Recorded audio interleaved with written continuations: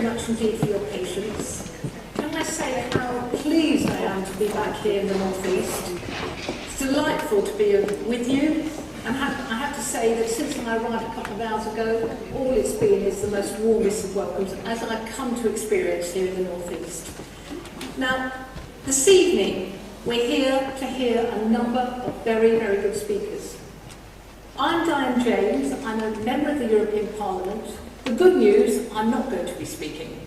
I'm going to be chairing, and it will be my utter pleasure to introduce two of my colleagues, members of the European Parliament, who I sit with, who I work with on a weekly basis, who I vote with, and who I see making such a superb contribution on behalf of the United Kingdom in the European Parliament.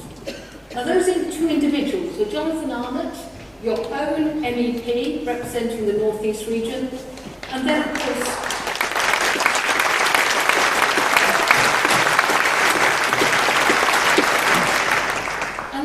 course, the political icon, Nigel Farage.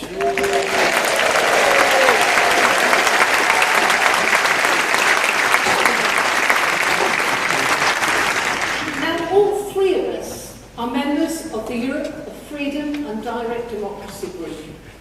Now, that is a pan-country group in the European Parliament, and its members are all fellow MEPs who believe in bringing democracy back to their nation states and to actually leaving the EU in some form or other.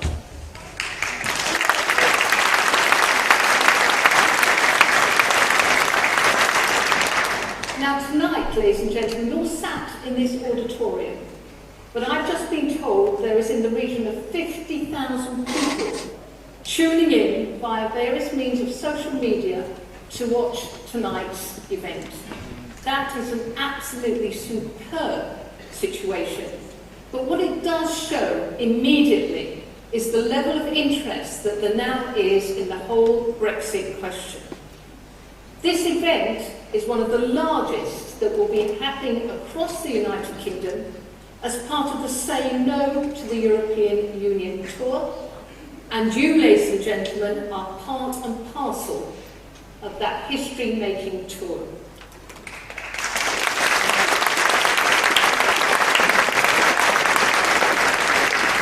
Now, before we move on to both Jonathan and Nigel, I'd like to introduce a local councillor, Steve Turner, because although we're here to talk about European issues, what better way to start than with what's happening in Redcar, the United Kingdom steel industry, and to hear a perspective on that from somebody who sees it and experiences it at the grassroots. So, if I can invite Councillor Steve Turner, please, to go and make the first speech. Thank you, everyone.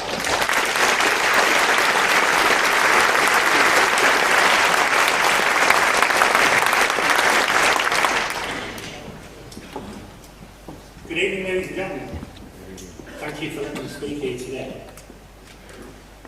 As Diane said, I live about 40 miles down the road in Redcar.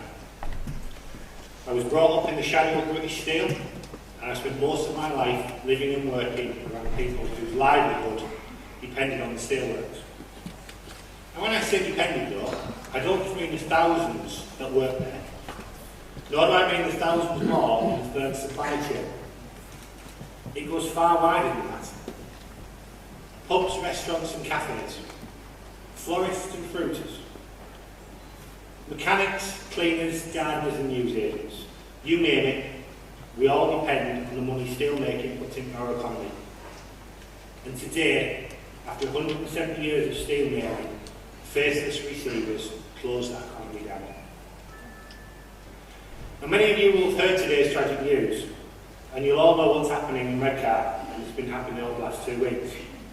And I'm sure you'll be as angry as I am at the way in which this government is standing by whilst the heart is ripped out of a proud working town. Hear, hear.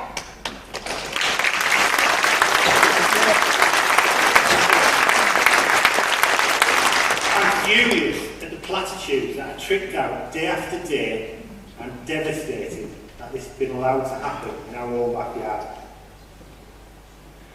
Now, many will argue that the low price of steel currently is the reason our town is dying. You know what, that's partly true. But there are many other causes, not least of which is the crucifying cost of energy, which makes its products uncompetitive in the global market. And with that in mind, I find it seriously ironic that many media outside broadcasting Redcar over the last few weeks had our useless wind farm as a backdrop. What really makes the situation worse, however, is that I want to believe that the government doesn't want to sit on its hands. I want to believe them when they say they want to save the plant. But the truth is they won't, because they can't. Why? Why can't they? Because EU rules say they can't give state aid. EU rules forbid our elected government from stepping in and supporting this key industry during a temporary downturn. Thousands of highly skilled, proud, working men and women on the scrapping. Thousands of families left without a breadwinner, and thousands of lives destroyed so this country can play by somebody else's rules. My town died today, and it's time for us to live by our own rules, and for me, and sadly for my town, this referendum surely can't come soon enough. Thank you.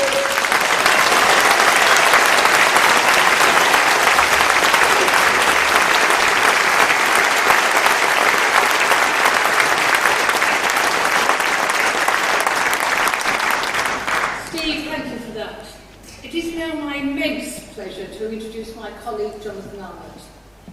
Now, Jonathan is a member of the Budgetary Committee in the EU Parliament. He's also one of the most prolific speakers of all of the parliamentarians, and he will probably go down in history for using the blue card system to attack fellow speakers from the other political parties, and also using another parliamentary mechanism called Catch the Eye. Now, as a result, his contribution in the EU Parliament ranks, if not the highest, then one of the highest. Now, he is truly standing up for the United Kingdom in the European Parliament, but is also truly representing the North East region and you, its constituents. Please welcome Jonathan Arnott.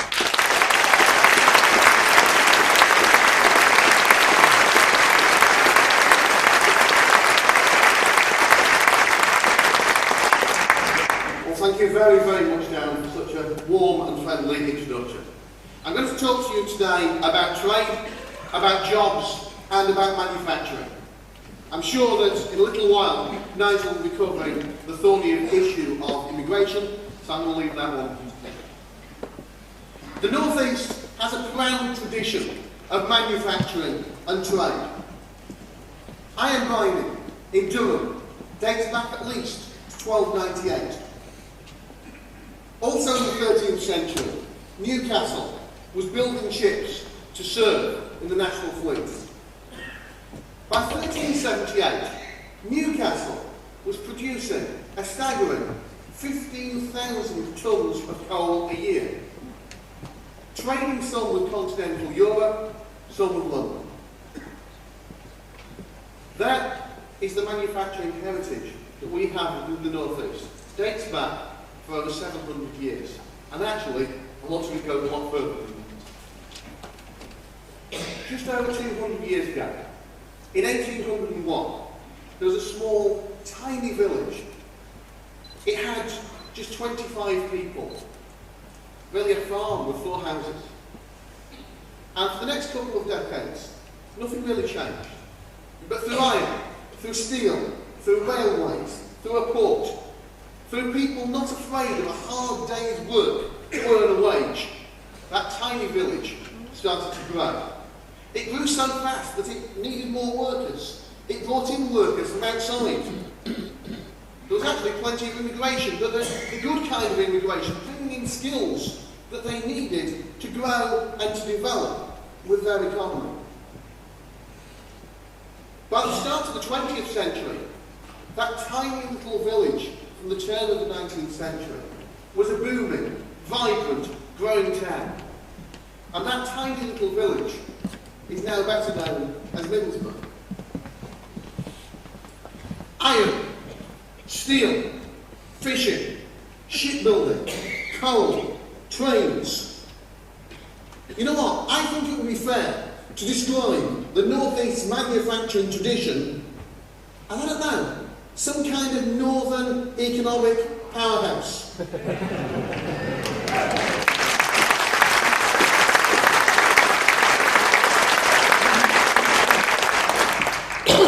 Sadly, governments of Labour and Tories alike for decade after decade have neglected it. The European Union has decimated our fishing by allowing foreign vessels to fish our waters. Speak to the fishermen of Sunderland, the fishermen of Blythe, fishermen anywhere in our region, as I have, at least the ones who are still left, and you won't find a single one with a single good thing to say about the European Union, which has devoured their business. Our coal has been destroyed, at least in part, because of the EU. And so now what we do is we import coal. Coal with lower safety standards and actually at a higher cost to the environment. So whilst we've seen our industry under systematic attack over decade after decade, we've found ourselves with the highest unemployment in the entire country.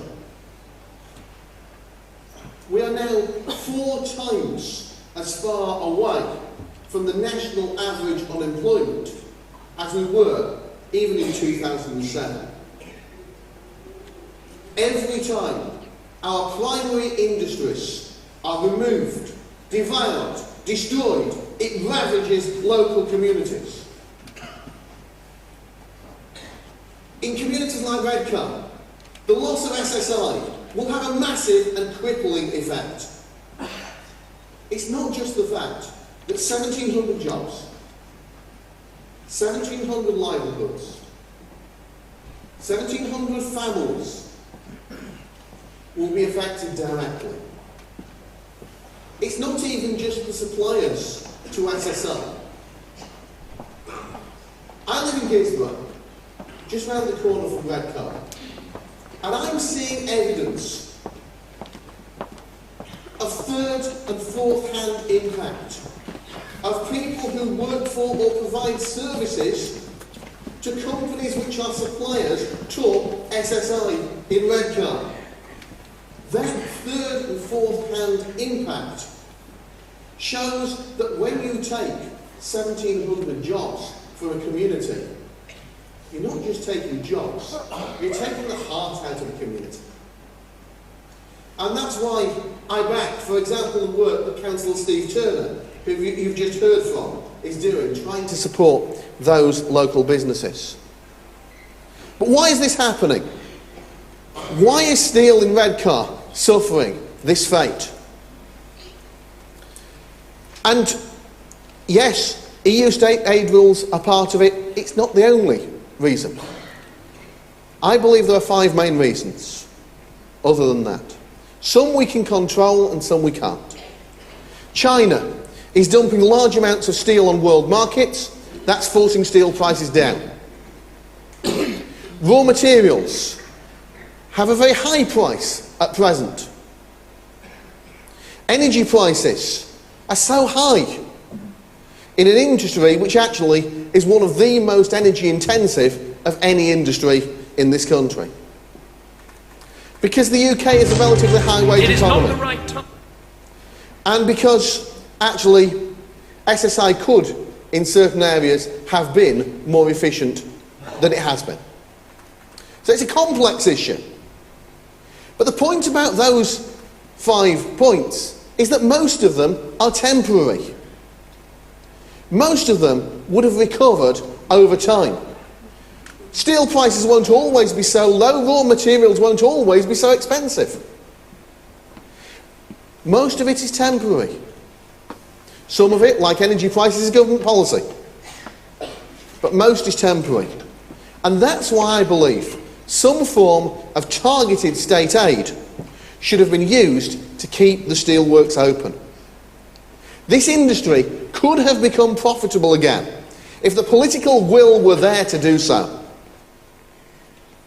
But the European Union doesn't allow us to do that. Now, I've heard the claim from Labour in recent days that EU rules aren't a problem for state aid. So I'm going to get technical just for a second. And I promise it's the only time I'll do it today. But let's take a look at the law on this. It comes from Articles 107 and 108 of the Treaty on the Functioning of the European Union. Now, the first part of Article 107 says that you can't have, and the quote is, any aid granted by a member state or through state resources in any form whatsoever. So you can't give state aid to your companies. And the reasoning behind that is to do with they believe that it distorts, that it impacts, that what we do to help one of our companies could impact on a company somewhere else in Europe. But you can't do it. It then gives a list of a number of exceptions. For certain areas in Germany after reunification, for heritage sites, for projects of common European interest. I ask, what about the British interest? But none of those exceptions actually match the situation on the ground in SSI in Redcar. Now, the British government could have stretched the point. It could have tried. It could have gone with its begging bowl to the European Commission and said, please will you let us help our own business? Shows just how impotent we've become as a nation, doesn't it? If we are in a position where we have to ask the unelected European Commission for their permission for what the British government might want to do.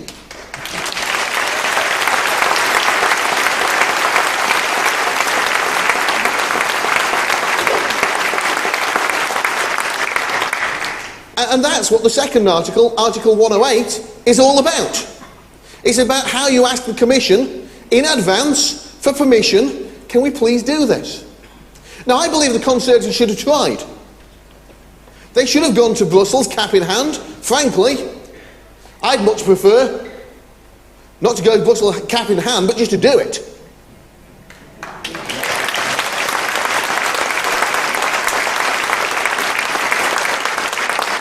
But if they support the EU and if they support those rules, then at least they could have tried to see if they could get away with it under those rules. It was a long shot, and when Labour say it's easy to provide state aid in these situations, they're selling you snake oil.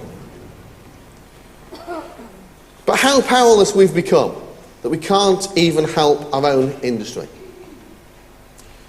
What about energy prices? Another big key driver in the problems with SSI. Well, to meet EU targets, we have artificially inflated our energy bills. Now, I'm all in favour of renewable technology, but you get the technology right first and then you introduce it. Artificial EU targets tell us to introduce it first and then get the technology right. We're doing things backwards because we're following their rules. And yes, when we push prices up, and when we close down businesses in the UK, when they then go out to India, we do cut the UK's carbon emissions. But at the same time, we're effectively increasing the carbon emissions in those areas. So even if you accept completely the dogmatic line on cutting carbon emissions and forgetting all of the other factors that go into making a healthy environment, even if you accept every single one of those things, I'm not even sure that the actions that we're taking, that the pain that we're putting ourselves through, are actually really lowering carbon emissions globally anyway. Again, this is the problem with the European Union.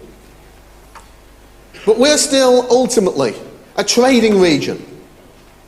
On Friday, the latest UK trade figures were announced. 3 of the top 5 countries that the North East exports to: America, Switzerland, China. Holland was in the list too. But of course that's because goods are often shipped through big container ports like Rotterdam and out to non-EU countries. So of our top 5 export markets in the northeast, 3 are outside the European Union, and the 4th only makes the list because it's a dropping off point for trade outside the European Union.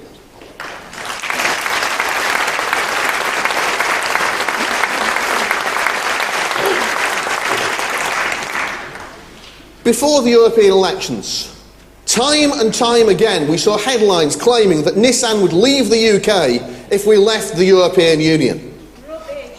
The Labour Party hammered it home over and over again.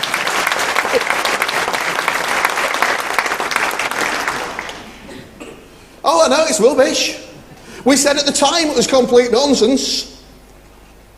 But we've been proven right. Last month, on the Today programme, Paul Wilcox, the chairman of Nissan Europe, was asked whether Nissan's new investment would be the same if we left the EU. He was asked that question 5 times. He said 5 times that Nissan will stay. Firstly, he said, obviously, we have a very long-term commitment. Secondly, today's announcement shows there's a commitment there. Thirdly, we will always support all future policy decisions and they will continue to build on our success. Fourthly, we made a commitment, bring a new luxury car to the plant of Sunderland. And then fifthly, he said, in case there was any doubt, yes, of course, it's a commitment.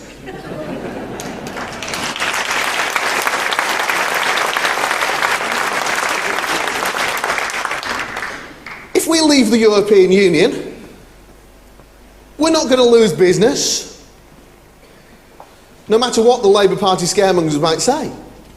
Does anyone seriously think that Audi, that BMW, that Mercedes would want tariffs put on their cars when selling them to us?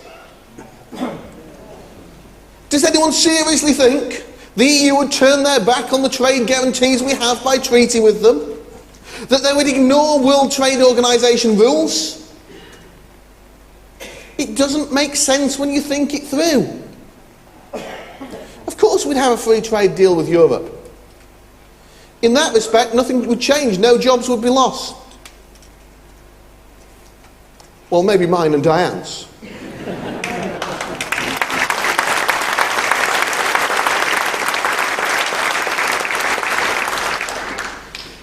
But I tell you what, I would be happy to put myself out of a job to win this referendum.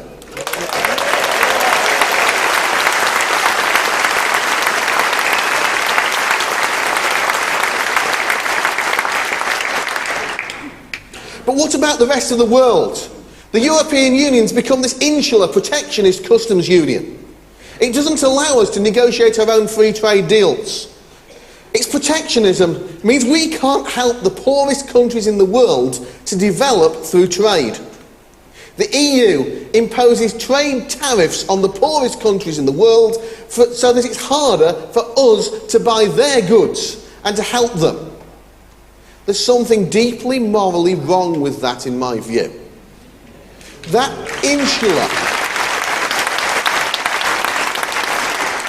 it's an insular, inward-looking, little European mindset. Have you ever heard any of the things that they accuse us of if we stand against the European Union? They accuse us of being little Englanders, but they can't see past the borders, not of Europe, but of the European Union, which is a much smaller thing. More trade deals will mean more jobs for this region. That's why businesses in America and Asia say they'd do more trade with the UK if we weren't in the EU. I mean, you've only got to look at tiny Iceland, with a population the size of Newcastle, which has a free trade deal with China. We don't. Switzerland, which has more free trade deals across the globe than we have. They're not in the European Union. They aren't the world's 5th largest economy. We are. If they can stand on their own 2 feet, then let me tell you this, the 5th largest economy in the world certainly can too.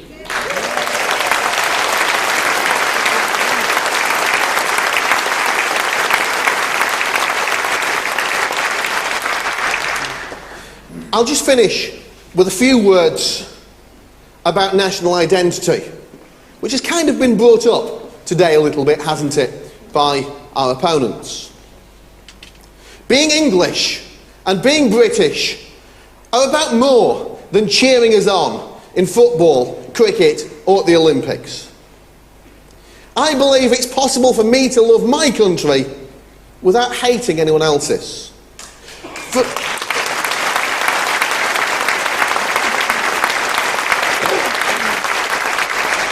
It's possible for me to be proud of being English, for me to be proud of being British, proud of how we've led the world in bringing liberty, protecting freedom and delivering justice, how we were the country that led the way in the abolition of slavery. But also to be honest enough to admit that sometimes there have been failings in our history too.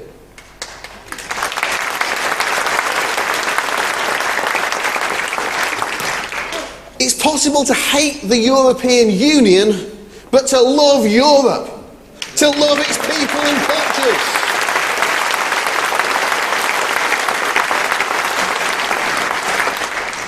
It's okay to want to leave the European Union. Not because I'm an isolationist little Englander, and I'm not, but because there's a wider world out there and we're missing out on it.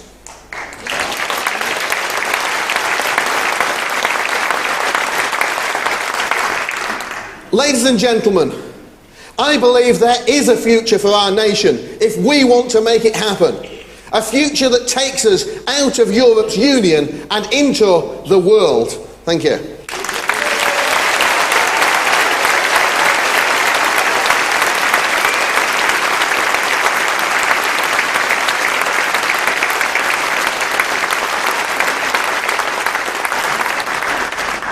Jonathan, thank you very, very much indeed for that, as ever, living up to all of his expectations and delivering more. Now, very shortly, everyone, I will be joined on stage by your third speaker. Now, he is leader of the EFDD UK member party UKIP in the European Parliament. He is co-chair of the EFDD group. He sits on the front row in the EU Parliament chamber. And as you will all, I'm sure, recognise, his speeches in the European Union chamber are legendary. His comments on the EU lack of democracy are legendary. And his challenges to the likes of Mr. Juncker, Mr. Hollande, and Mrs. Merkel are legendary.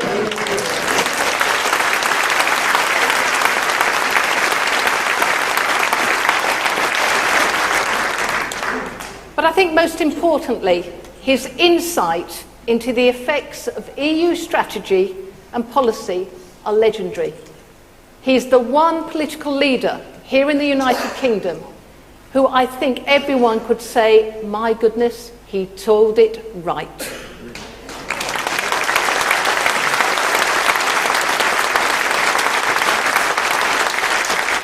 So, bringing politics back to the people, leading the charge to return sovereign control and democracy back to the United Kingdom, everyone, let's welcome Nigel Farage.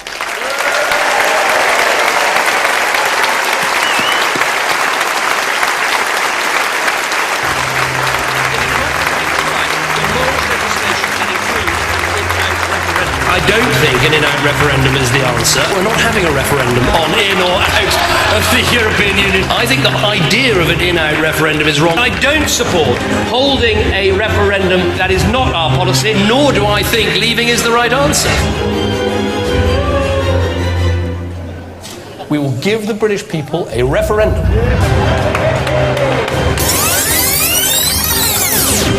I'm here to represent the ordinary men and women of our country. Ask yourself a question. Would you buy a used car from this commission? The question that I want to ask, that we're all going to ask is, who are you? Who voted for you? Right across across every member state in this union. And perhaps this is why we see the fear in the faces. Increasingly people are saying, we don't want that flag, we don't want the anthem, we don't want this political class, we want the whole thing consigned to the dustbin of history. I don't support holding a referendum. We await the results of the European elections. I'm British. I believe the best people to govern Britain are the British people themselves. We're going to fight damned hard in the next few weeks and put that choice on the ballot paper for you on May the 22nd. The UK Independence Party has managed to win over the hearts of the majority of the British public. The People's Army of UKIP have spoken tonight. What a tremendous surge in the vote. We are launching the biggest outreach campaign in the history of the Eurosceptic movement.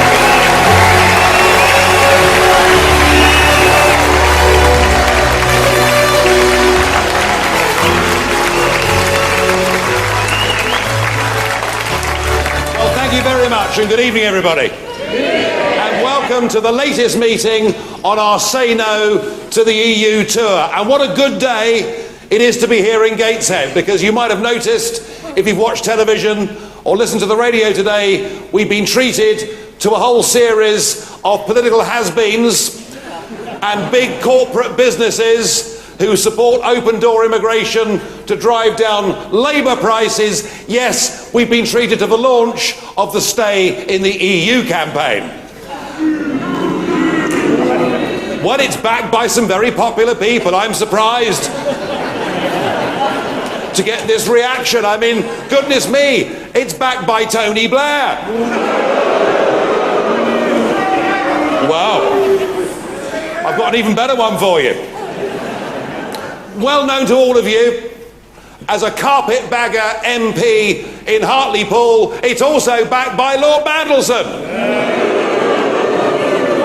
And what they're telling us is we must remain members of the European Union because it's good for business. Well, I would put it to you that it wasn't very good, was it, when we gave massively inflated prices for energy to the steelworks in Redcar, which saw them first wobble.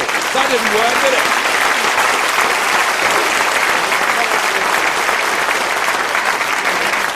And they come out with rubbish, such as the really rather excellent Nissan factory at Sunderland, just about one of the most efficient car plants in the world, and we're told by, Lord Rose, that if we weren't part of this European Union, they wouldn't buy our motor cars.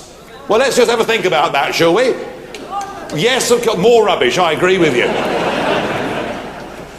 Yeah, sure, we manufacture motor cars in Sunderland and elsewhere in this country, and many of them we export. We export more of the motor cars made here outside the EU, but yes, we sell a large number to the EU. But unless I'm mistaken, going around Newcastle and the North East today, I saw quite a few motor cars that were from Mercedes and were from Audi, and even some, although maybe the owners are now ashamed of them, manufactured by Volkswagen. The point is, folks, they sell us 800,000 cars a year more than we sell them. The idea that the German car manufacturers wouldn't sell their products in Britain because we weren't part of a European Union is simple, arrant nonsense.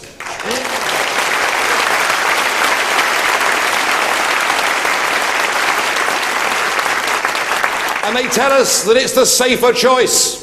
It's safer to stay inside the European Union than not to be in the European Union.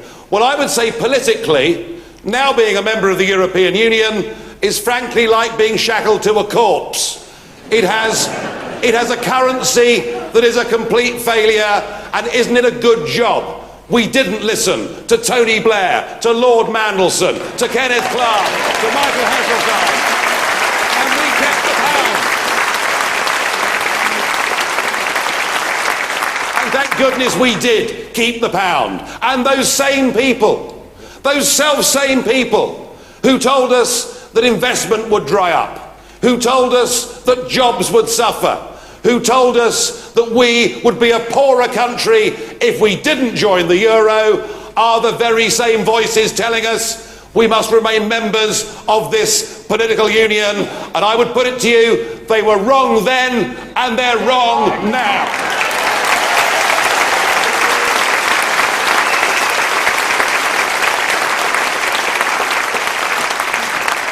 And I thought the way that Lord Rose spoke today, which incidentally, wasn't it dull? Good Lord. I mean, it's all right being wrong in life, but have a bit of enthusiasm about it. No, I thought during that dull as ditchwater speech, what we saw was a quite deliberate deception. He kept referring to Europe. And in an interview later on in the day, he even referred to the European community.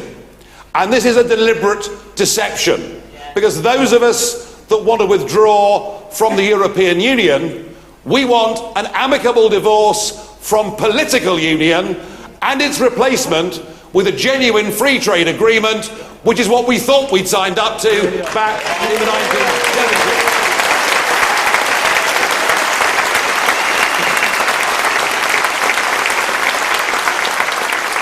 It is utterly ludicrous to paint us as being anti-European. I'm not anti-European. You know, I've worked for French companies, I've married European women, and I've drunk more Rioja than most people alive in Britain today. I love Europe, and we should all love Europe, but not this Europe.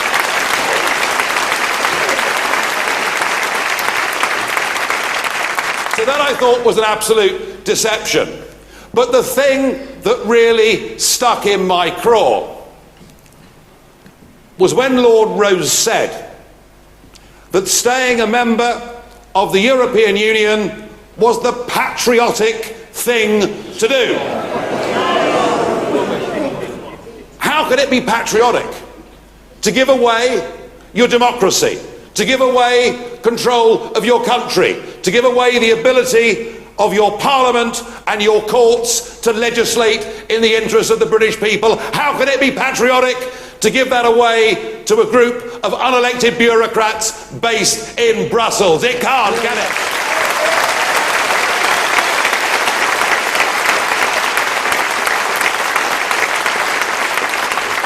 Now, I'd like to use you as a little test sample this evening through a bit of audience participation, and perhaps we'll get Lord Rose at some point in time to play this game. I want to ask you, when it comes to being patriotic, I want to ask you a choice. Which is your flag? Can we see a flag, please? Is that your flag?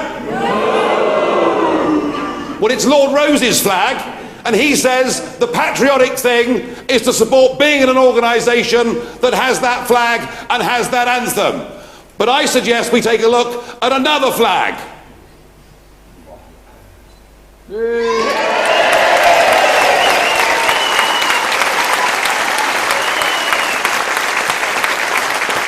So can they stop? Can they stop lying? Can they stop pretending that this is anything other than... They probably can't, you're right. They should stop lying, and they should stop pretending that it's patriotic to be a member of a club that takes away, in a sense, our identity, our sense of who we are. Even the British passport, if you look at it, the first two words on it are European Union. So frankly, that was the part of the speech today that I thought was utterly and thoroughly despicable. His attempt to wrap their campaign in our flag.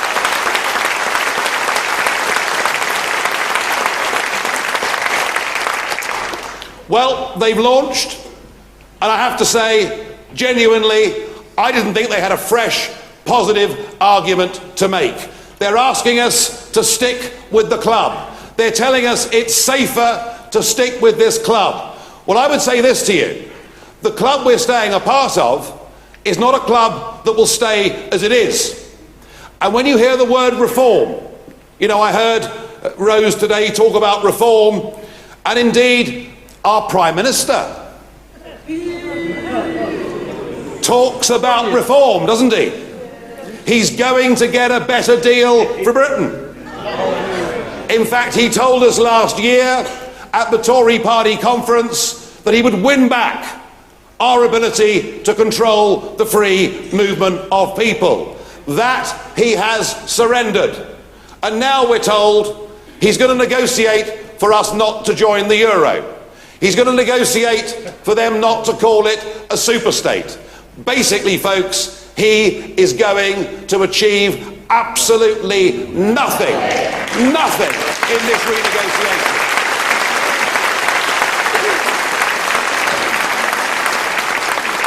And when Rose and the others talk about reform, say, wouldn't it be better for us to stay inside and fight our corner? My answer to that is this. We've been trying to do that now for 40 years.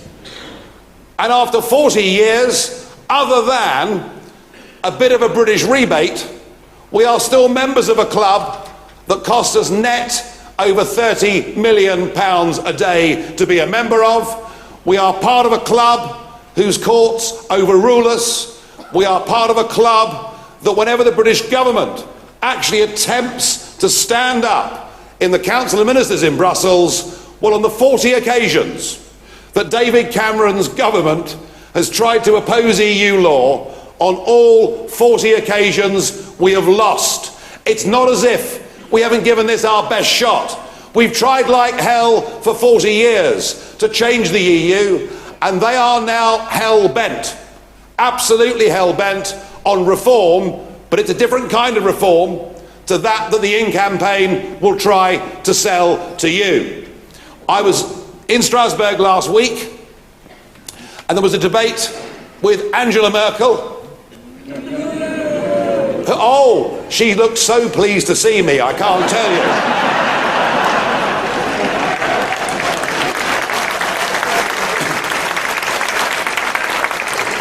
But also there was Monsieur Hollande of France. Well, he's even more unpopular in France than he is in Gateshead, believe you me.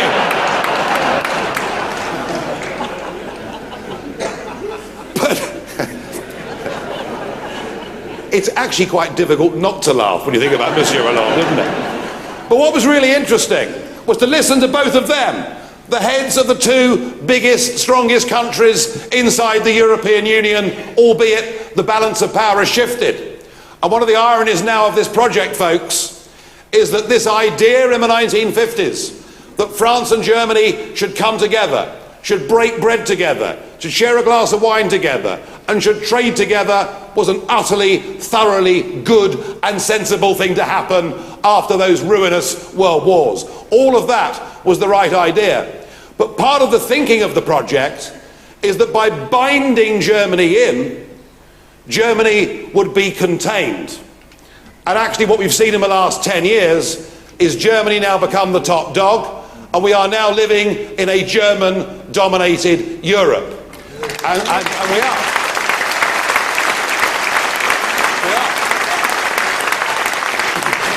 Whatever Mrs. Merkel says goes. When the Greeks have a general election and vote for a new government with a different set of policies, they're told by Mrs. Merkel, I'm sorry, but democracy doesn't matter, and you will have to do as we tell you. When Mrs. Merkel says, we will open up our doors unconditionally to anybody that sets a foot in European soil, when other countries like Hungary or Slovakia oppose, they're crushed into submission and made to share the burden. Mrs. Merkel was very clear last week that her reform is more power for the central organisations of Brussels. And Monsieur Hollande, albeit the junior partner, but what he said, I think, was significant. He said we have to move towards a full European policy. We have to move towards a full European army. And he said, I listened to what Mr. Farage said, albeit looked a bit like he was sucking a lemon, but anyway. He said, I listened to what Mr. Farage said, and the truth is, if a country does not want to be part of our political project, then they should leave it. I agree with the French President.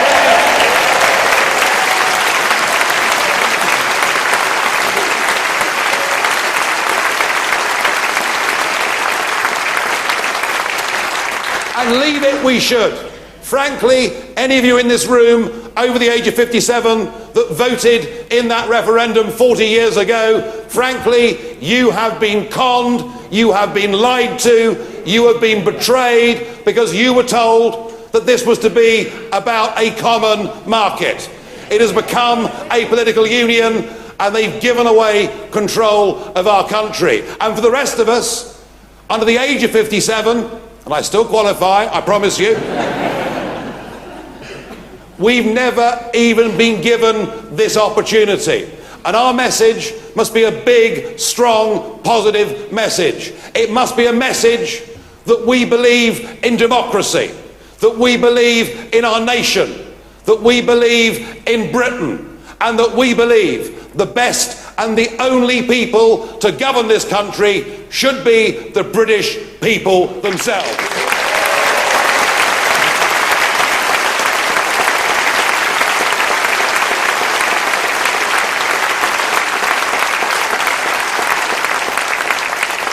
And when I say we believe in Britain, I actually mean it, because they don't believe in Britain. And this came home to me. Last year, I did 2 one-hour debates with Nick Clegg. Well, who is he? Who is he indeed? It was quite funny, actually, when Clegg challenged me on LBC Radio to do these live debates. Somebody wrote up on the LBC website that it's a bit like asking the toughest bloke in the pub, would you like to come outside for a punch-up? But anyway, we were talking about trade. And let none of us forget, trade is important. Britain has always been a trading nation. We were talking about trade. And Cleggers was making the argument that we needed... Listen, they've been bloody rude about me. I'm being quite nice.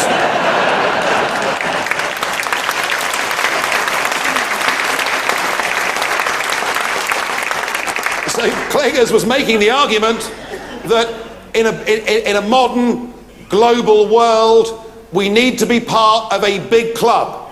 We need to have clout. This is the argument that Clegg was making, and indeed it was interesting to see that Lord Rose used that same word, clout, today. And I countered that by saying, this is ridiculous. How can we, as the world's 5th largest economy, be forbidden, be banned from making our own trade deals with whomsoever we choose? And I made the point that it seemed to me that the 2.2 billion people that live in the Commonwealth, that share a common language and common law, are in many cases our own kith and kin and our real friends in the world. The first thing we ought to do once we leave the European Union is re-embrace those 2 billion people in the Commonwealth.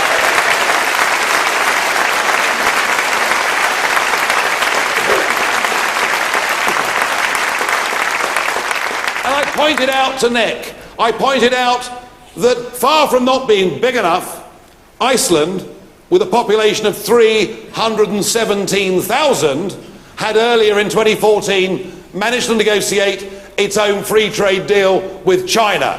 And I said, if Iceland's big enough to negotiate trade agreements, I'm damn certain that the United Kingdom is big enough to negotiate its own trade agreements.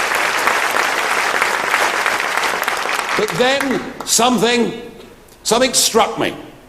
Something struck me as Clegg was there staring into the cameras, and I turned to Nick in a friendly sort of way, and he stood still, looking straight ahead. And I said, it's all right, I'm used to being unpopular with politicians, it's fine. But something struck me at that moment, and it had never quite struck me before, and I said it. I said, the problem is, Nick, you just don't think we're good enough, do you? And that, folks, is the truth of it. I think for half a century, our politicians, since Suez, since the decline of our empire, our politicians, our leaders, have not believed in this country, have not believed in the people of this country. They've thought we need to be parcelled up and be a 9% say of something bigger. And I think, however difficult things may have been in Britain back in the 1970s, miners' strikes, 3-day weeks, 27% inflation, however difficult things may have been at times in this country, I genuinely now believe there is a new mood in this nation. It's a mood of self-confidence. It's a mood of self-belief. It's a mood that says, and I believe that we represent that here in this hall today, it's a mood that says we've had enough of negative politicians. We've had enough.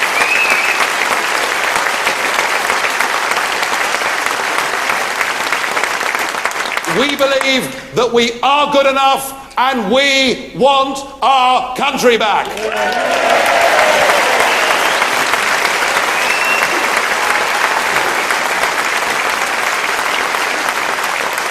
And far from all this negativity that came from the in crowd today, that we'll be worse off, we'll be better off.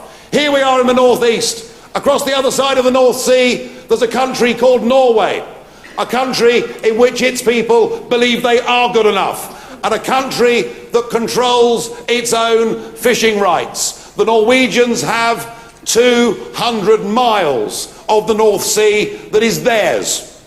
All the fish that swim in that 200 miles are a Norwegian asset, and any foreign fleet that wishes to fish there has to pay for the privilege to do so. And here we are in the northeast of England, where we could have 200 miles of North Sea for our fishing fleets to provide thousands of jobs for families here in this part of the world, and we have control up to 6 miles. We have given away, frankly, what is our birthright, our territorial waters, and I want them back.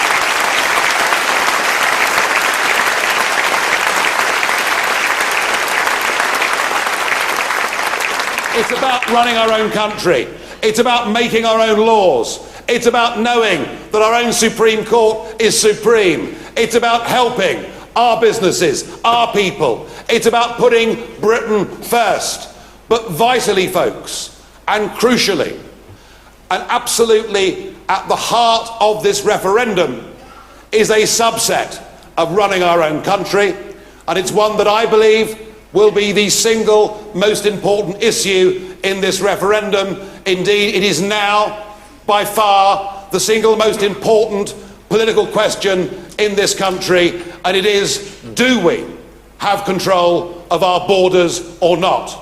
Now well, we don't, and as members of the European Union, we don't. We have an open door. I said earlier, the first 2 words on your passport say European Union, and nearly 500 million people have got that passport. And frankly, to have opened up the doors irresponsibly to countries where the minimum wage is 1/10 of what it is in this country, you didn't have to be a rocket scientist, did you, to work out what was going to happen. And I want to put this again, please, in a sense of perspective. I said to you earlier that those that rubbish us and say we're anti-European, there was even a former Tory Chancellor the other week who was incredibly snobby about us and said we're xenophobes. We're not xenophobes, we're not against anybody, but we recognise that immigration into Britain in the 1950s and the 1960s and the 1970s, and the 1980s, and the 1990s, until Mr. Blair got into power. But for that half a century, we had, as a country, an open mind about controlled migration into Britain. And throughout that period, a net figure of about 30,000 people a year came to settle in Britain. Last year, that figure was 1/3 10 times anything we'd experienced in the post-war period. And frankly, I think it is wholly irresponsible of our politicians and our government to have allowed this to happen. Why do you think we have a housing crisis, the likes of which we have?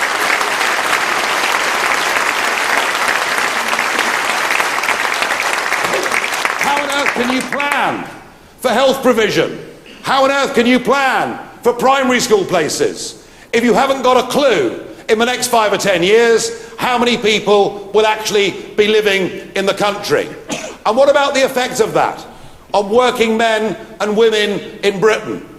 Well, Lord Rose, who heads up the Remain in the EU campaign, said the other year that he thought that it was a good thing that lots of people from Romania and Bulgaria came to Britain, because it meant that for large employers like him, he had cheaper labour. Well, let me put it to you that there are things in life that matter more than giant companies and multinationals accessing cheap labour. What matters more is the shape, balance and cohesion of our society, of our communities. What matters more is putting the interests of our own people first.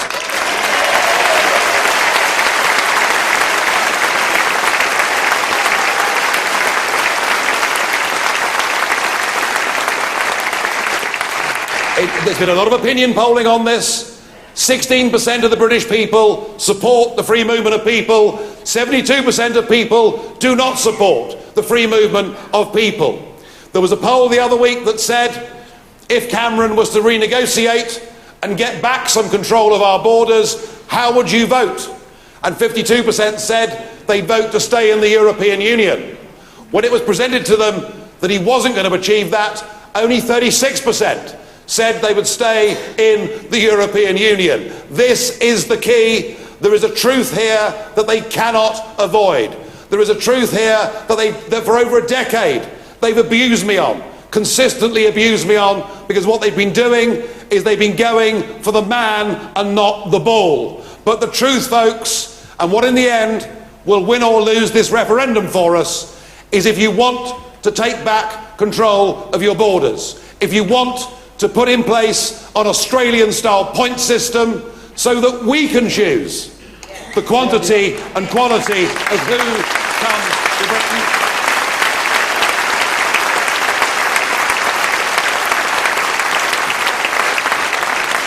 If you want to do those things, then you have to say no to European Union, take back control of our country, take back control of our borders, and perhaps get back and take back some of that pride and self-respect that those generations who went before us had. Those men and women who stood up against evil, who stood up against the world to make sure that we could be free people. And that has been squandered. That has been thrown away by career politicians.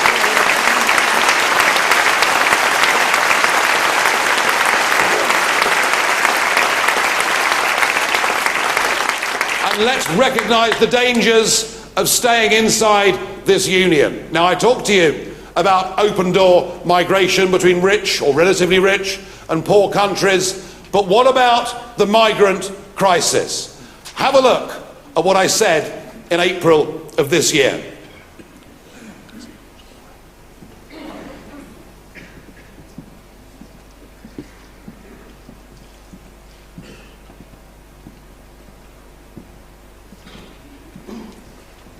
4 years ago, I stood here and said that bombing Libya would be a huge mistake. But of course, the UK Parliament and this Parliament were desperate. There was a clamour to go to war. And so now we have a failed state of Libya, which is now a conduit being used for criminal trafficking gangs trying to bring people to Europe. We are guilty for this crisis. We are directly guilty for the drownings that are going on. I am not blind to the human suffering that we've caused in many of these countries. I would call on this Parliament, this Commission, to end the barriers to trade, to stop the fisheries policy, to ask the United Nations to get involved and to try and help. But the real question we face is, what are we to do? Are we to go down the Australian system in dealing with this crisis? And indeed, the Australian Premier, Tony Abbott, has offered us his advice and help. Australia faced this, and Australia not only have stopped the boats from coming, they've stopped people from drowning. But no, we're not interested in what the Australians have done. We have decided that we can deal with this on our own. So we've decided that people can come and that people won't be sent back. The problem, ladies and gentlemen, is this. The definitions for who qualifies for asylum are so wide, they include not just people coming from war, not just people coming from failed states. Mr. Juncker this morning seemed to suggest that perhaps it would even include people who were fleeing poverty. I'm sorry. We simply can't accept countless millions. There is a real and genuine threat. When ISIS say they want to flood our continent with 500,000 Islamic extremists, they mean it. And there is nothing in this document that will stop those people from coming. Indeed, I fear we face a direct threat to our civilization if we allow large numbers of people from that war-torn region into Europe. I promise my party will stand up to this impending disaster for all concerned.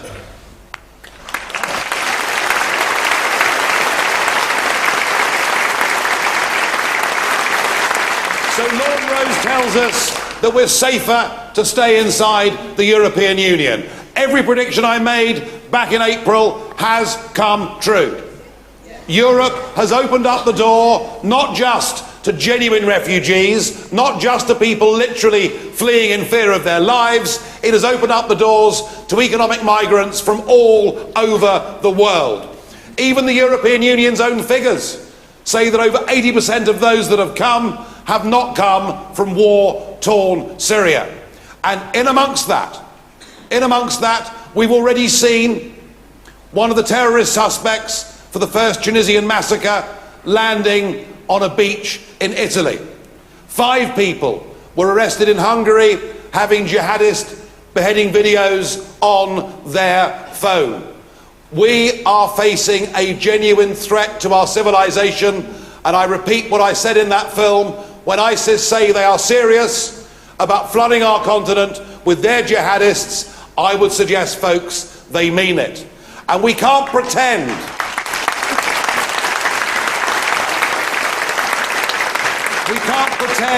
we're opted out of this, because all that has to happen is for the hundreds of thousands who come to Germany to be given German passports, and a German passport is an EU passport, which means that anybody can come here. It is not safer to stay within a European Union whose foreign policy in the Ukraine and whose attitude towards the problems in North Africa and the Middle East is putting all of us at so much peril. It is not safer to stay inside a European Union that just today has made it clear it intends to abolish the last national vetoes that exist. It makes no sense to stay inside a European Union who, when they make laws that are bad for our businesses and bad for our industries, even when we stand up in the Council of Ministers, we get outvoted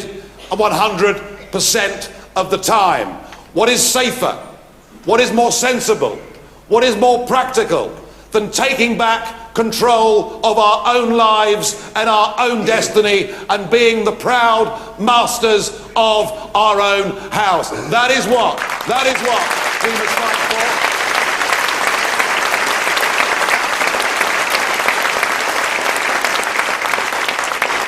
And I urge all of you that have come along this evening in such great numbers, and whether you've come along because you support the things that we say, or you're open-minded, or even if you've turned up just to remove any suspicions about how much you dislike me.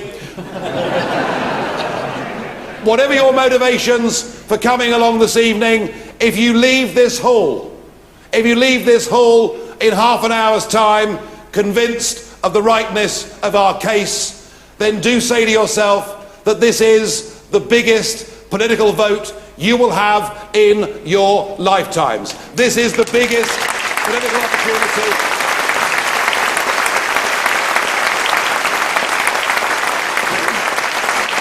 And if you believe in Britain, and if you believe that our children and grandchildren should grow up as free, proud people, then grab this opportunity with both hands. It may be the only chance we ever get. Thank you very much indeed.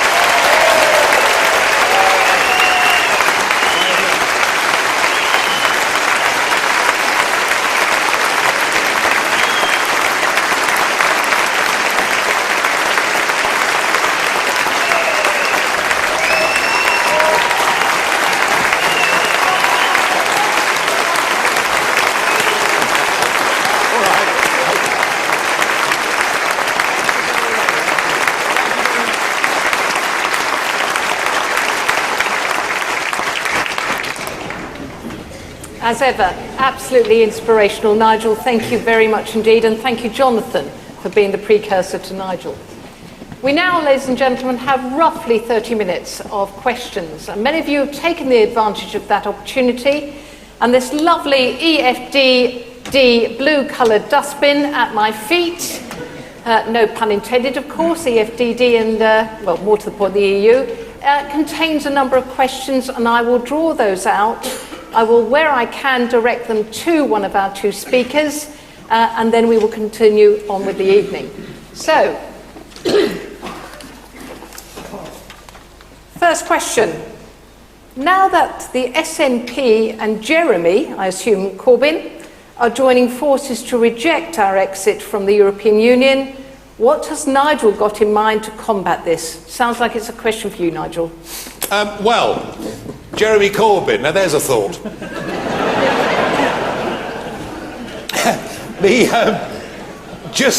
Just after he was elected, I was watching television and Diane Abbott was on, and she knows, well, no, she knows quite a lot about Jeremy Corbyn, actually. And she said that she thought that Jeremy Corbyn would appeal to UKIP voters in the Midlands and the North who'd switched from the Labour Party to UKIP. And you can just see the scene, can't you? You know, knock at the door. Hello, we're canvassing for Jeremy Corbyn. We understand you've switched to UKIP, but we're here to get you back. And we've got some great news. Jeremy's been great mates with the IRA for the last 30 years.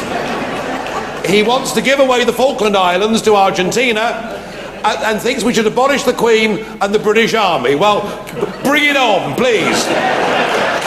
Bring it on.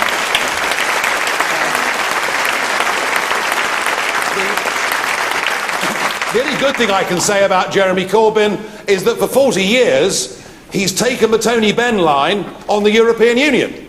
And Tony Benn always opposed the EU because Tony Benn believed in parliamentary democracy. And it's a great shame he's not around to fight this referendum. But Corbyn, having believed those things, now faces a backbench Labour Party, indeed a frontbench Labour Party, that has been so taken in with the European project that he now apparently has changed his mind. So yes, Corbyn will be for staying in whatever happens. The SNP will be for staying in whatever happens. Wouldn't it be funny when the United Kingdom votes to leave the EU and take back its independence, Sturgeon is talking about having a referendum in Scotland against independence. How about that? So that's rather fun, isn't it? The Lib Dems will be for in, and Mr Cameron and most of his ambitious young backbenchers and frontbenchers will be for in, and Goldman Sachs will be for in, and many of the multinationals will be for in, and sections of our media will be for in, but don't underestimate the power of the People's Army who are for out, and we will not be stopped.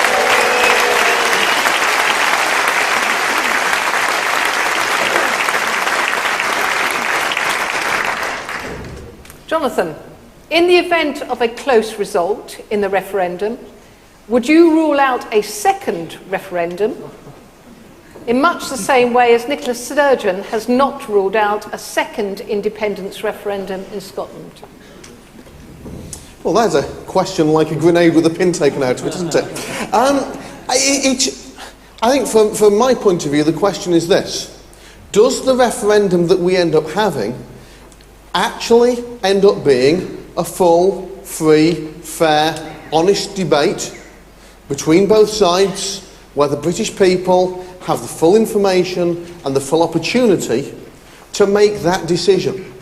If you look back in the 1970s to the referendum that we had on staying in what was called the Common Market, if you look at the booklets which were put by the government, propaganda through every single door in the country, and they said things like there was a threat that being part of this common market would mean a loss of essential national sovereignty, that threat has now gone.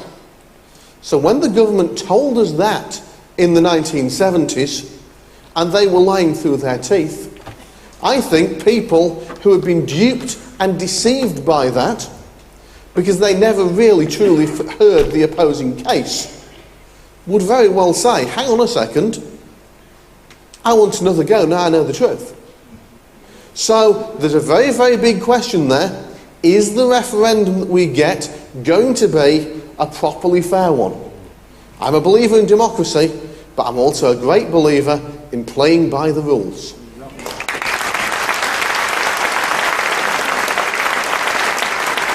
Worth remembering one thing. If it wasn't for us, there wouldn't be a referendum. We forced them into doing this.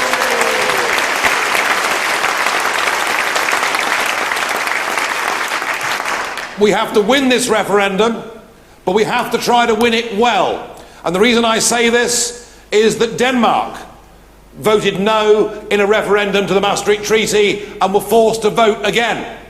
The Irish voted no to the Nice Treaty.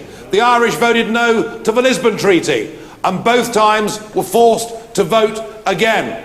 The French voted no to the European Constitution. The Dutch overwhelmingly voted no to the European Constitution. They were ignored, and they rebranded it as the Lisbon Treaty and continued. We have to not just win this referendum, we have to win it well, and after we've won it, we have to make sure that our Parliament does not break the bond that it has with the British people, and we must be on our guard until we have succeeded in an amicable divorce with a political Europe and its replacement with a genuine free trade agreement, and then we can all relax and have a proper party.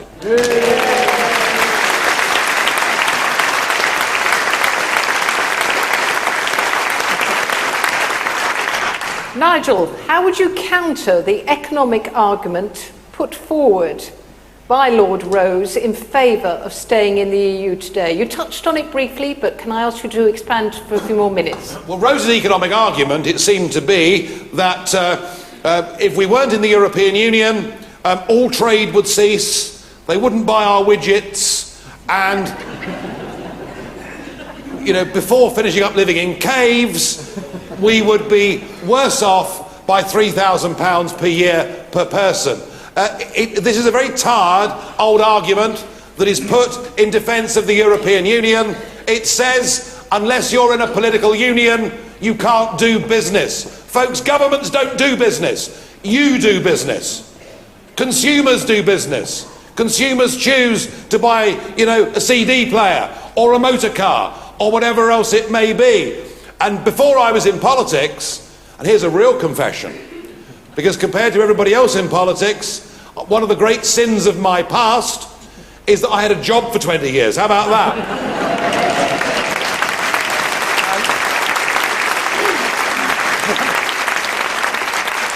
One of the things I learned from running my own business is the customer is king. And given that we buy £50 billion worth a year more of goods from the European Union than we sell to them, we actually are the ones who have the power and have the say. And Rose's argument that all trade would cease is not only a nonsense in Europe, but nowhere else around the rest of the world would they pretend that. And Rose's argument that we're safer sticking with what we know, well, I would counter that by saying, who's to say what mess the Eurozone will be in 2, 3 or 5 years from now? Who's to say what legislation will be passed that will damage further British manufacturing or what's left of our fishing industry or small business? I'm sorry, Lord Rose, the EU does not look like the safe and sensible option.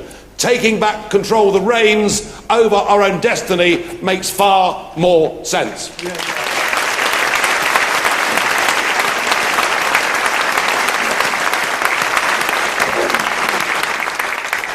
Jonathan, a question for you. Why are you holding a no to the EU event in an EU-funded building?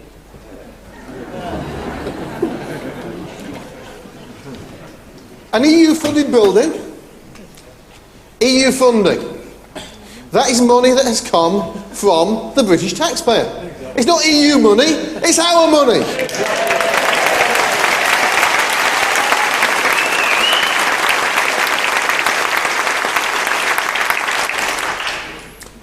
We've heard a lot about Marks and Spencer's, so I'm going to give my Marks and Spencer's analogy. If you were asked, will you pay me £20 for a £10 Marks and Spencer's voucher? I think you'd say no.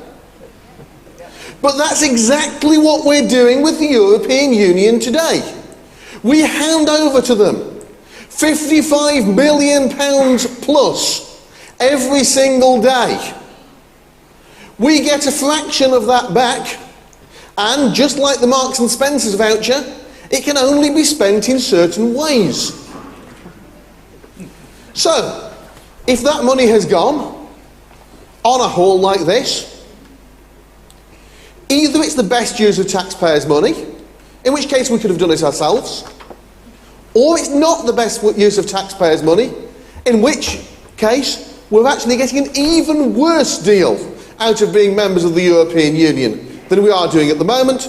And if being here at Sage Gateshead highlights that, well, all for the better.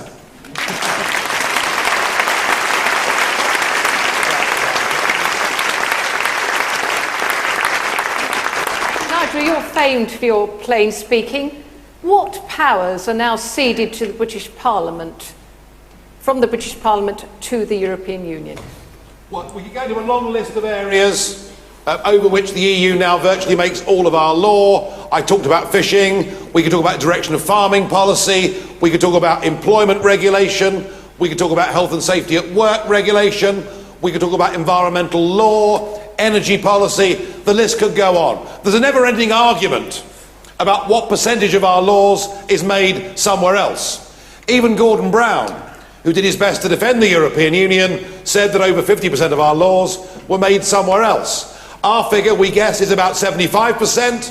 When the Germans when a former German president did an analysis of this, his figure was that 84% of German national law was now made by the institutions of the European Union. But ultimately, the real answer to the question is this. Rather than getting nitpicky about individual legislation, just think of this. There is no law that is passed by the European Union that can be struck down by all 651 of our MPs and or our Supreme Court. Their law is supreme over our law. Something I suspect that many of you in this room who voted yes to the common market in 1975 simply weren't told. You cannot be an independent, self-governing nation and a member of this European Union. So if you think about it, literally, we have given away the ability to run our country. And that sheer level of betrayal, done by stealth, done by lies, now is our moment not to moan at them, not to get mad, but to vote no and to get even.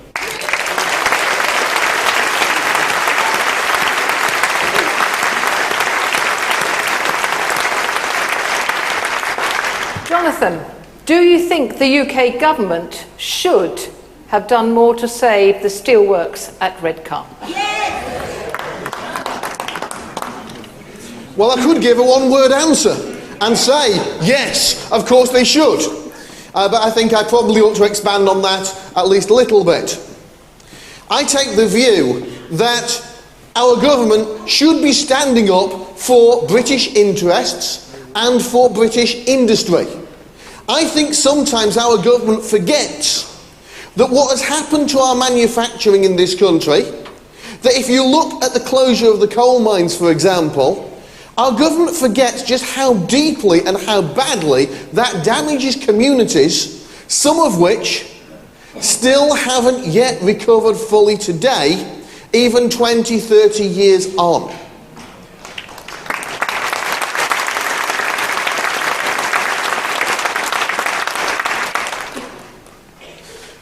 I live in Gisborough, just round the corner from Redcar, and I've spent quite a bit of time in Redcar. And you can see when you are in Redcar that it is struggling economically already before these 1,700 job losses. It's already an area of high unemployment. And I just ask myself the question, where are we going to get another 1,700 jobs from in Redcar? Where are we going to get the jobs to replace all the people who supplied SSI? And I just take the view that if you think about it logically and strategically, the costs of all the benefits we've got to pay to those people, the costs that we incur through not having taxation coming in, the costs that we incur because actually a business which in the long term would have been profitable will never get any more tax revenue in from them. And actually, if we'd looked at that strategically, we'd have been better off to provide the right kind of targeted help now to ensure that that industry stays, because now that it closes, what happens to the skills? The skills quite likely disappear for our economy forever. And I think you have to take a very long, hard look in government before you allow skills to disappear forever from an economy. So, yes, we should have done more. I'd have loved the government to stick the proverbial two fingers up at the European Union and say, we are going to help our workers because it is the right thing to do and it's in Britain's best interest to do so.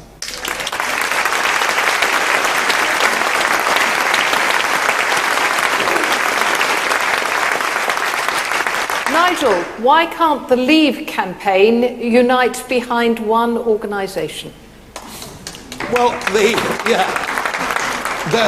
there are at the moment, well, OK, let's talk about the Stay campaign. So the Stay campaign, headed up by Lord Rose today, the Labour Party weren't there, they're not joining it, they're doing their own thing. The SNP weren't there, they're not joining it, they're doing their own thing. What we have on our side of the argument are two groups bidding to be the umbrella group.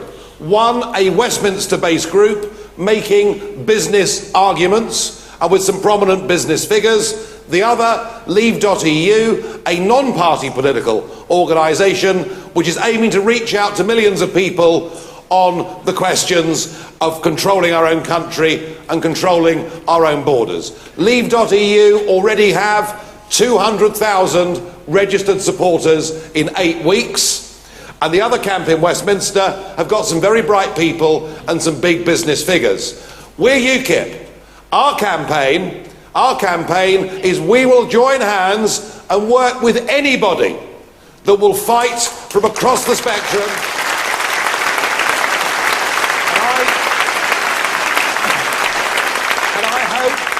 And I hope and believe that the different skill sets and the different target audiences of these two groups can be brought together, and I will do everything I can as an honest broker to bring those sides round the table to present one simple, straightforward campaign. It will happen.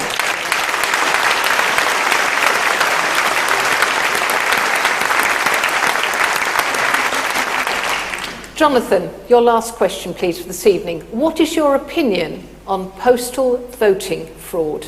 And maybe you would like to respond on the basis of the European elections. I think we're against it, aren't we? Exactly. I believe that democracy